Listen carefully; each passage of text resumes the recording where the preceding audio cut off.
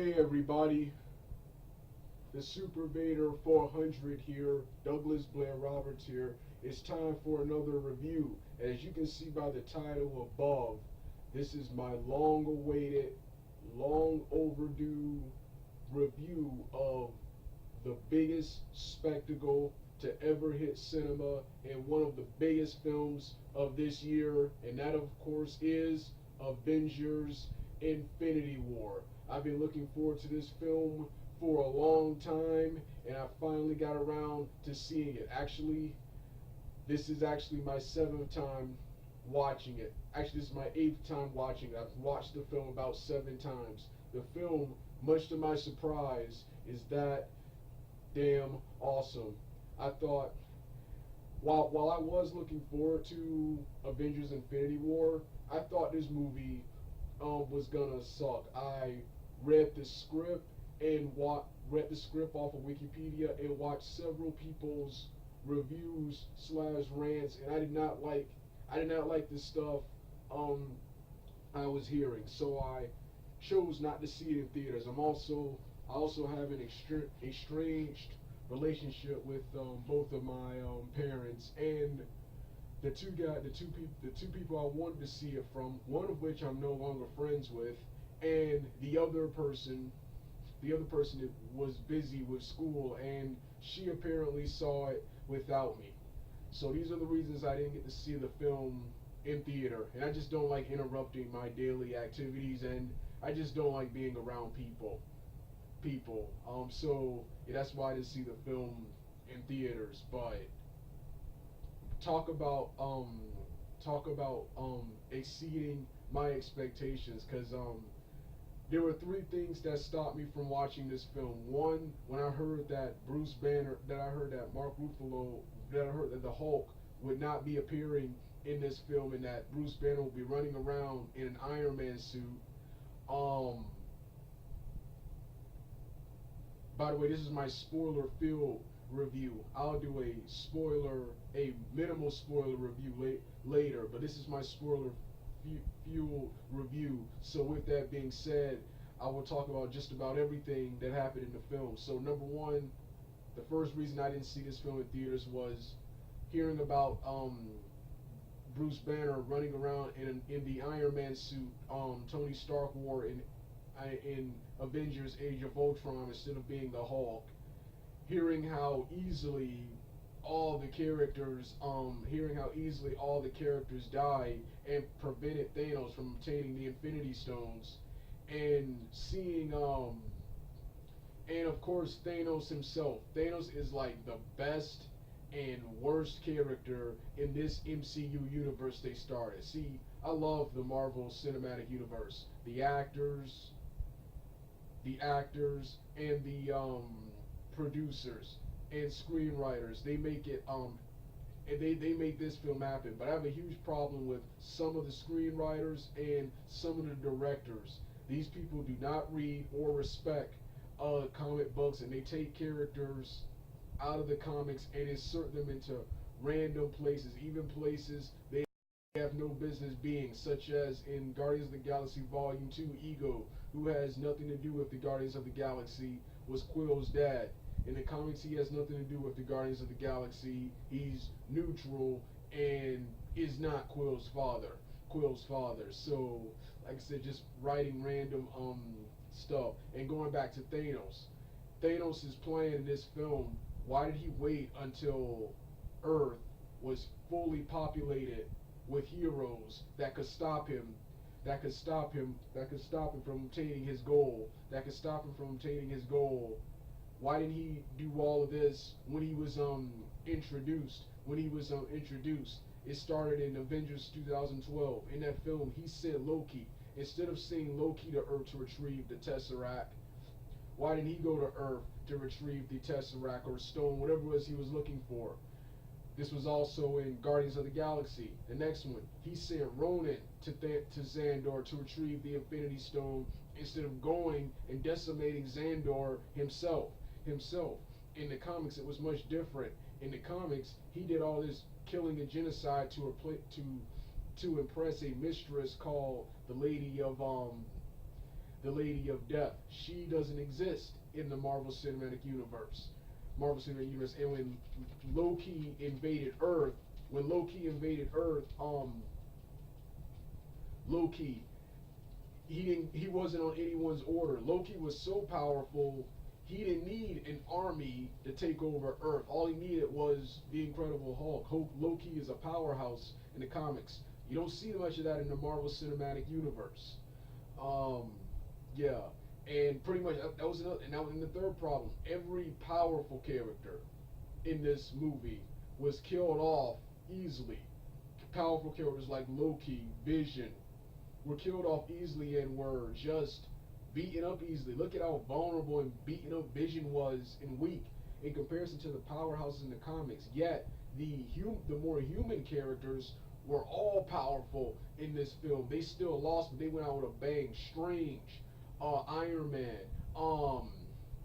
Captain America, Black Widow, Falcon, Quill were OP, were extremely powerful in this film. Spider-Man too, but cosmic level power people like Hulk, Vision, Vision, Vision. They were grossly underpowered. The Asgardians in the beginning, including Heimdall, got killed off way too easily. All of that turned me off to this film, and that's the biggest weakness with this. That is the biggest weakness with this movie right here. While the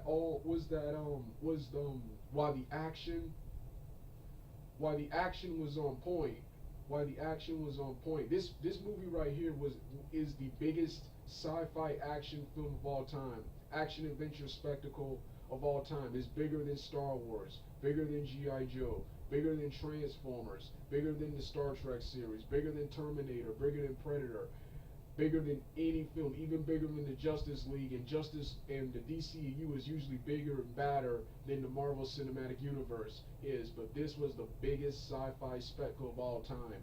But it had one of the worst and the weakest screenplays of all time. It was so bad, I actually started rooting for Thanos in several scenes.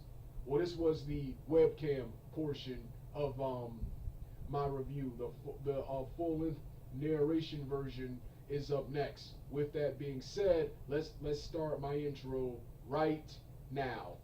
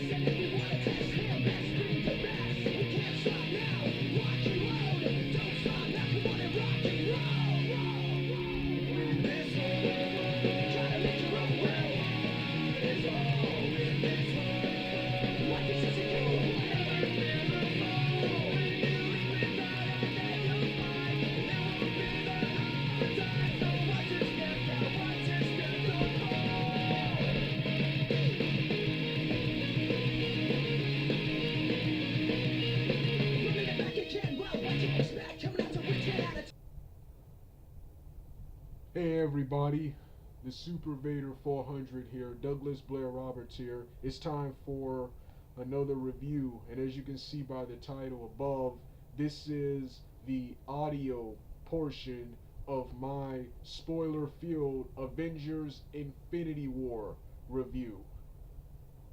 I've already seen this film for the ninth time. I'm already watching it now again for the 10th time. I paused the review to continue to finish this review series, which I've been trying to finish for weeks now, but I've just been lazy. But finally, here it is. This is my spoiler-filled review of Avengers Infinity War. Like I said, brief history again. I initially had planned to see this film when it came out, but the person I wanted to see, one of the people I wanted to see the film with, I'm now no longer friends with, And the second person I wanted to see the film with, if the first person was unavailable, was busy, and she later ended up seeing the film. She later ended up seeing the film by herself. So, and I currently have an strange relationship with my parents, so I didn't want to bother them or ask either of them to take me to see the movie. So I chose to watch the movie online. The second reason I chose to watch the movie online instead of in the theaters, which I should have watched this movie in theaters, because this movie was the biggest action adventure spectacle to ever hit cinemas. Like I said in the webcam portion of this review right here, this movie right here was bigger than Transformers, G.I. Joe, the DC extended universe, the DC extended universe, just about every big budgeted Pacific Rim, every big budgeted action movie or science fiction film out there. This film right here was bigger and badder than all of those. This is the greatest action adventure spectacle in the Marvel Cinematic Universe. When it comes to action, none of the other MCU films compare to this movie right here. Right here. But these were the positive qualities to this film.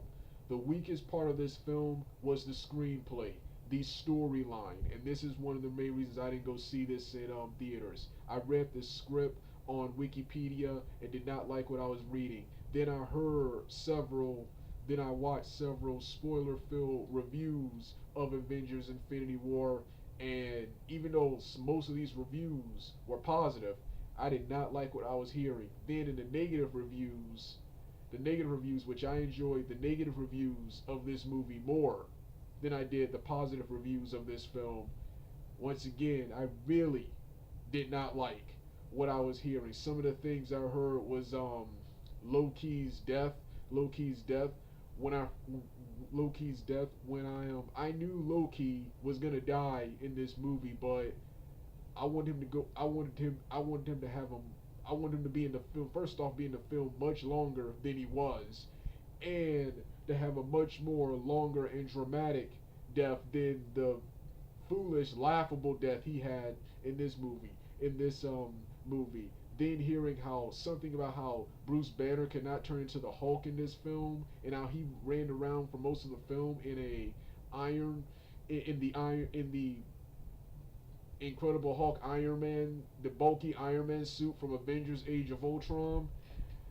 That and see one of the main things, one of the other problems I had with this film, I was like, how are they gonna do two films centered around Thanos? The short answer is you don't. Lots of inconsistencies and just stupidity in these films. See, this is what I don't like about the Marvel Cinematic Universe. The producers, Kevin Feige and Josh Whedon, and the actors are phenomenal. They carry this universe and make this universe good, and get you involved in the storyline. But the screenwriters and various directors um writing and producing this film, directing these movies are absolutely terrible. They don't know. They don't read comic books. They don't read comic books. They know nothing of comic books, and just overall just do not know how to write comic book storylines. I'm gonna say it right now. Comic books are way better. Comic books and television shows, whether they be live action or animation, it doesn't matter, are way better than movies. Are way better than movies. The only thing I like about movies is seeing all the big budget action on the big screen literally come to life. Come to life. But comic books are so much better when it comes to the storyline department than their film counterparts are. They're more consistent. They make more sense. The films, some of the stuff you see in films be dumber and much more stupider and much more weirder than what you would ever see in a comic book. Films are sometimes more cartoonish than a comic book. The comic book, cause see So yeah, one of the biggest problems I had, and the answer to my question is you can't make a two-part film with Thanos because while I love Thanos in this film, Thanos is the best and worst character in the Marvel Cinematic Universe. I love Thanos. I love the actor Josh Brolin who brought emotion and depth to that character, and he was intimidating. He was intimidating in this film. This film had it all: horror, action, suspense, and drama and comedy, which those things carried this film, despite the, in my opinion, the atrocious and weak script this film had. But going back to Josh Bolin's Thanos. See, Thanos, starting with Avengers 2012, where Thanos was introduced for the first time, I predicted I predicted that Thanos would be the worst part of the Marvel Cinematic Universe, and here is why. In Avengers 2012, while Avengers 2012 for the most part was really true to the Avengers comic books, they changed a lot of things. While Loki did invade Earth, and he did use the Hulk against the Avengers. Loki did all this on his own. He didn't need an entire army. And Loki came to Earth on his own accord. He didn't come to Earth under orders from someone else, especially Thanos, which this runs into a plot hole. Thanos wanted that Tesseract, or whatever it is he wanted on Earth. Why did he wait? Why did he send Loki to Earth instead of invading Earth himself?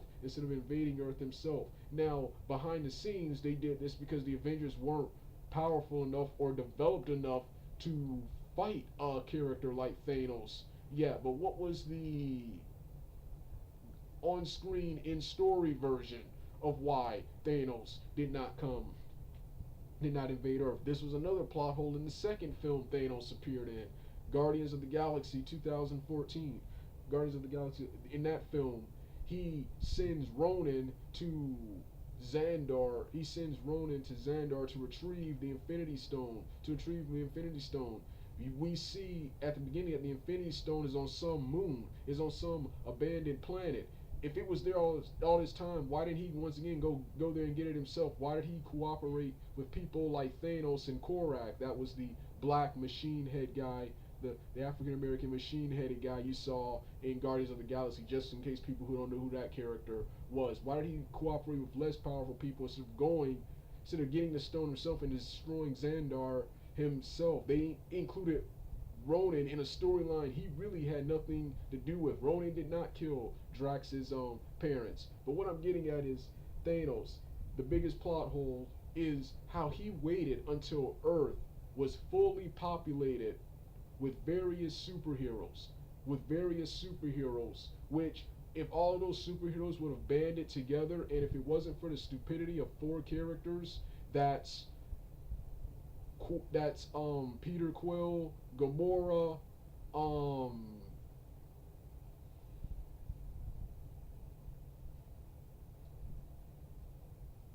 Peter Quill, Gamora. Who were the other two characters who were just stupid in this film? Mostly those two. I can't remember the other two. I can't remember the oh yeah, Loki, and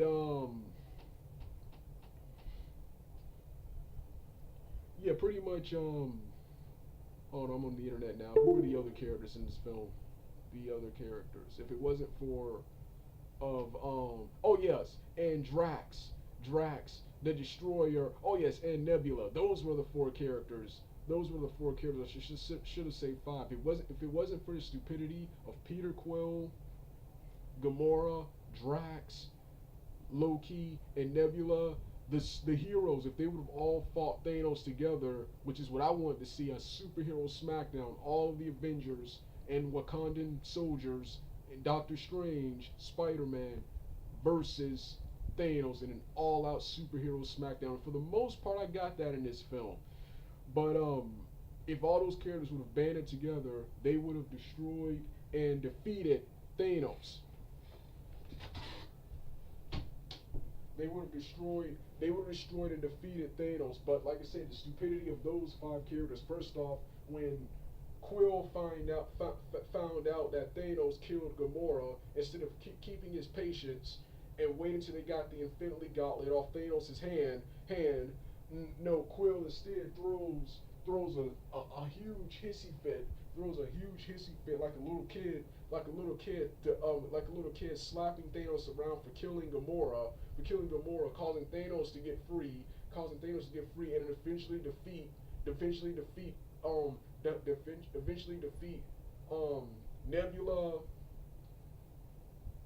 Nebula, Mantis, Spider-Man, then eventually defeat Doctor Strange and Iron Man and invade Wakanda, and oh yes, Thor too. I'm gonna get to Thor in a minute too. He was another stupid one. I'm gonna get to Thor in a minute too. And after and eventually rip the Infinity Gem out of Vision's head, which I also predicted in this movie that Vision was gonna die. I called this at Avengers: Age of Ultron, but I kept the spoilers and predictions to myself. Continuing from what I was talking about, but going back to what I was talking about, next was Nebula, Neb, the next stupid person was Nebula in Guardians of the Galaxy Volume 2, going on a one-person suicide mission to fight Thanos of all people, and you see that a lot. You saw it a lot in this film. Weak people who are no match for Thanos, have no chance against Thanos alone, going attacking him, trying to fight and going on suicide missions alone to try and kill him. You had Drax the Destroyer when they were in nowhere trying to sneak up on Thanos. You had Gamora, I mean, not try to sneak up, but you had Drax, try to immediately run after, Thanos when he couldn't even beat Ronan. He couldn't even beat Ronan in Guardians of the Galaxy, and yet he tries to charge head first into Thanos, and then that has Mantis hypnotize him, cause him to fall over, and for Thanos to realize they're there. Gamora, with Gamora, who is super weak in this universe, as is Drax and Nebula, tries to also fight and kill Thanos instead of sticking to Peter Quill's plan. And next was I mentioned Mantis, I mentioned Gamora and Drax. Um, the next stupid person, and I mentioned Loki. Let me talk about Loki in the beginning. Like I said, I knew Loki was gonna die, but I wanted him to be in the film much longer, actually fighting alongside the Avengers and eventually get killed by Thanos. I knew he was gonna die. I knew Thanos was gonna kill him for failure to take over Earth in 2012. In the 2012 film Avengers, I knew he was eventually gonna kill Loki. First he tries to trick Thanos with the Hulk. Then, after all that's over, he foolishly tries to trick Thanos again. Why would Thanos fall for that a second time? And then just randomly, instead of planning it out, randomly tries to stab Thanos, and Thanos puts the Infinity Gauntlet in the way and kills Loki in a sad, hilarious, and anticlimactic fashion by squeezing the life out of him. By squeezing the life out of him, which is another problem I had with this movie, was how easily these powerful characters, Heimdall, Thor in the beginning, and Vision, who were superpower beings, how easily they were beat up and killed in this movie. Whereas weak characters like Black Widow, the Wakandan soldiers, Okai of the and Shura, the Wakandan soldiers, Panther, and Captain America, Black Widow, they were overpowered. They were superpowered and fighting way better than these superpowered characters. They fared better against the villains than the Scarlet Witch, another one. They fared better against the villains. The underpowered characters fared better against the superpowered, the cosmic level characters in this movie. So yeah, knew Loki was gonna die, but in such a hilarious, anticlimactic way, man. And yeah. So yeah. But if it wasn't for the stupidity, oh yes, and let's talk about Thor's stupidity. Then of course Yes, and see Gamora by Gamora going with by Gamora not sticking with Peter Quill's plan, that allowed oh yeah, going back to not Gamora but going back to Nebula, that allowed Nebula to get herself captured by Thanos, and Thanos, instead of just killing her, um put her in some machine, which put her in some torture like machine that stretches her body, stretches her body, forcing Gamora to reveal the location of the Souls Gem, the reveal the location of the Soul Gem. So, like I said, stupid. If it wasn't for the stupidity of the heroes, Thanos would have lost. Why did he wait till Earth was fully populated with superheroes to invade, to want to finally invade Earth and enact this awesome plan about wiping out half of humanity? Why did he wait to now to execute that plan? Another one was in the Avengers Age of Ultron. After it was over, you see Thanos in the post-credits scene saying, "Fine, I'll do it myself." Yes, why didn't you do it yourself the first time? Why did you rely on all these weak, less powerful characters to get your job done for you? See, in the comic books, Ultron, Loki, Ronin, all of these villains and characters had their own backstories, their own motivations and stuff. They were not in any ways connected to Thanos. Thanos. So that was another problem I had. That was another problem I had with this film. The comic books, Infinity Gems, based on, I did research on the comic books. Oh, that's not important right now. Let me continue with actually, it is important in the actual story. Yes, it is actually important. Thanos had his own world, his own life, his own problems, and his own motivation. He didn't come into contact with the heroes until there was a woman, a mysterious Grim Reaper like woman called the Mistress of Death that Thanos was in love with and desperately wanted to impress. And and by impressing her, he was using his Infinity Gauntlets to wipe out various civilization, and this brought him into contact with the Avengers. Here, once again, he waited until Earth was fully populated with heroes to finally enact his big plan. And that was the problem I had with this film, and why I didn't see this film when it was initially released. When I saw how disappointing the screenplay of this movie was, but had it not been for the stupidity of the heroes, Thanos would not have won. They would have won. They would. Thanos would not have won had it not been for the stupidity of the heroes. Now Thor's stupidity in the film, when Thanos kills Vision, after Thanos kills Vision, Thor, instead of aiming for Thanos' head, he aims for the chest and tries to push it in there, allowing Thanos to immediately snap his fingers, and that's it, complete his plan of wiping out half of humanity. And the film ends with him watching the sunset and everyone else disintegrating. So yeah, these were the reasons I did not see the film. But those were the bad. Like I said, the good points were the horror, action, adventure, the cast. They carried this film. Like I said, this was the biggest science fiction action adventure spectacle to ever hit theaters. No film has come close to this. This film, when it comes to the action and special effects, they went all out. No film, it was quite like this. Not even other big budget action films like the DC extended universe, the Transformers movies, G.I. Joe, and the other MCU movies. No film comes close to this when it comes to action, adventure, and spectacle. And the cast. See, one thing, whenever you watch um um whenever you watch theater or theater or wrestling stuff, fake stuff like theater and wrestling, you gotta have actors. You gotta have actors, characters, or wrestlers, people who can not only stunt fight but can get you involved in the storyline. It's not only up to the screenwriters to get you involved, but it's also up to the actors to get you involved in the storyline. Because despite how much the storylines suck, the actors themselves kept me interested through the entire 2 hours, of the movie.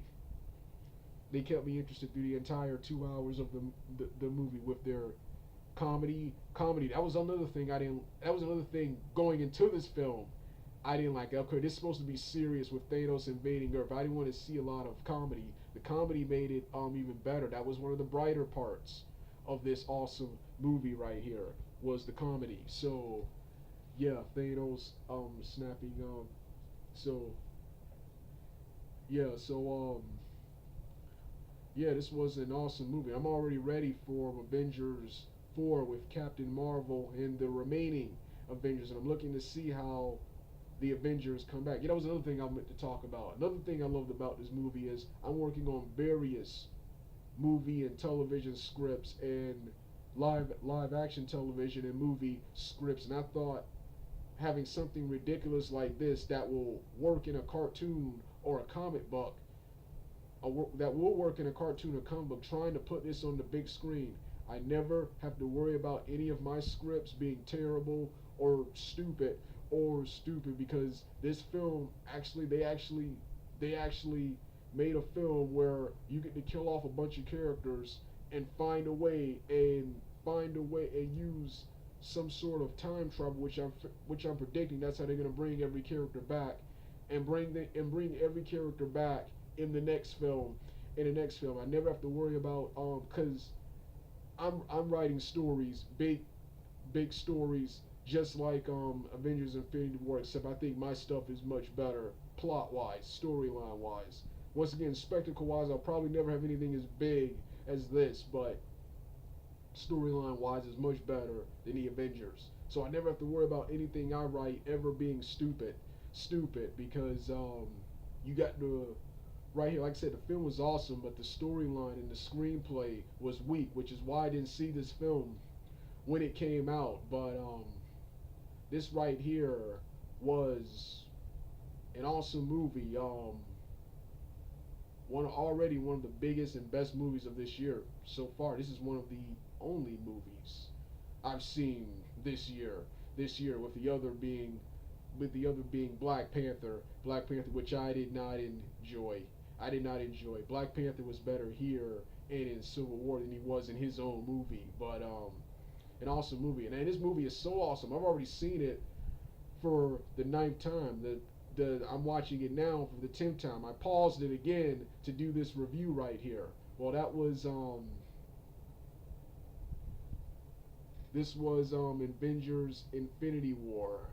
All right, next is a remake of Justice League 2017. I forgot to hit the music. I don't feel like hitting any music, so I'm done for now. All right, goodbye.